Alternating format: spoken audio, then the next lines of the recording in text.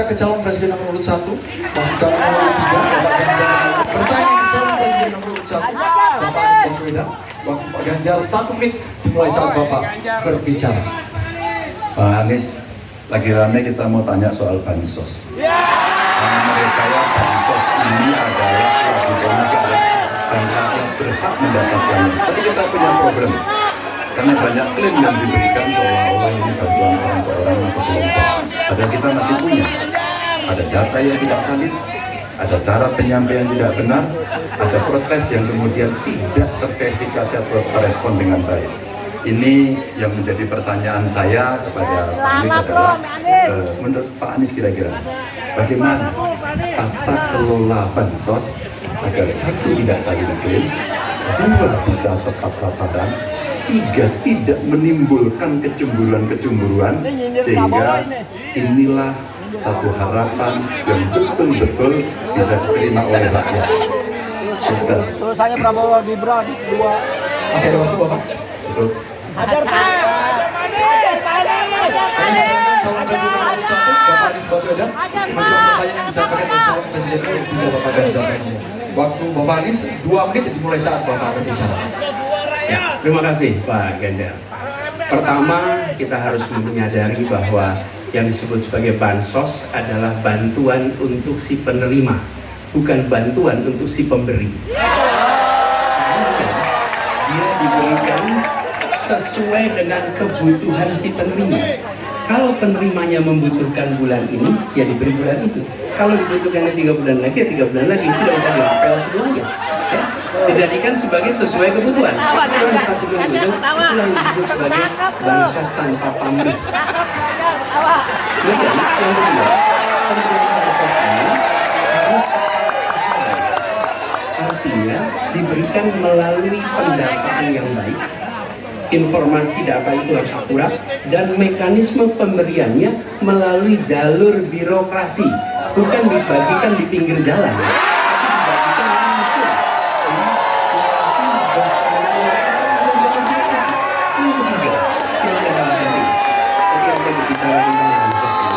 Harus bansos itu bisa dipastikan mereka yang miskin, prasejahtera itu termasuk di dalamnya. Jangan sampai mereka terlewatkan. Karena itu kami menyusun ini sebagai bagian dari perubahan adalah bansos plus, angkanya ditingkatkan, yang belum masuk masih miskin dimasukkan dan diberikan bekal pelatihan, pendampingan supaya mereka pelan-pelan bisa mandiri dan hidup lebih sejahtera.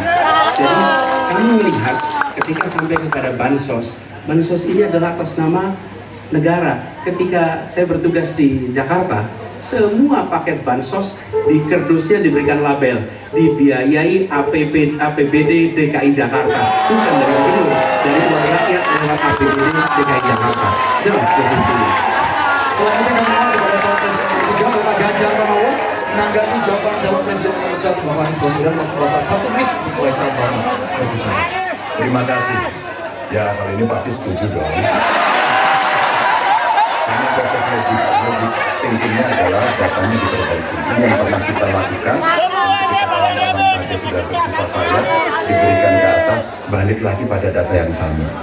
Seolah-olah kita abai pada soal data ini, sehingga betul-betul bansos yang diberikan, yang rencananya tadi menurunkan kemiskinan, mengurangi gap, menurunkan kemiskinan oke ternyata, tapi gap tidak.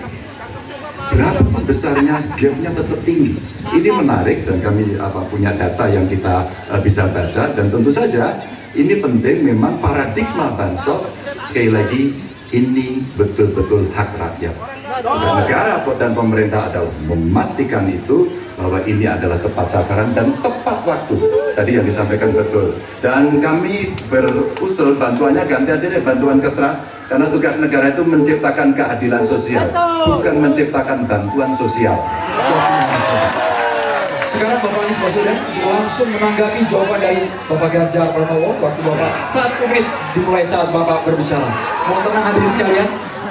Ya, Terima kasih Pak Ganjar. Dan yang dibutuhkan juga Pak Ganjar, kita harus mulai memikirkan opsi bahwa bantuan itu bisa berbentuk cash transfer, mengurangi potensi korupsi dalam pengadaan barang. Karena kita tahu bahwa pengadaan bantuan sosial itu pada satu sisi memang membantu, sisi lain ini memberikan usaha pada justru usaha-usaha raksasa, karena yang diisikan di situ adalah produk-produk dari perusahaan-perusahaan raksasa. Dan ini yang harus menurut saya harus koreksi. Bila bantuan itu diberikan langsung dalam bentuk cash, ini salah satu yang perlu kita pertimbangkan. Mereka langsung gunakan sesuai dengan kebutuhannya. Lalu yang soal data ini sesungguhnya bisa dikerjakan bersama-sama. Kami pernah lakukan di situ, pasti sama nih Wajar, berikan kepada RT RW, mereka musyawarah mencocokkan siapa dalam daftar itu yang benar, siapa dalam daftar yang keliru. PKK, LMK, kemudian Karang Taruna, RT RW, mereka bisa membantu. Datanya akurat, dananya dipakai sesuai kebutuhan. Terima kasih.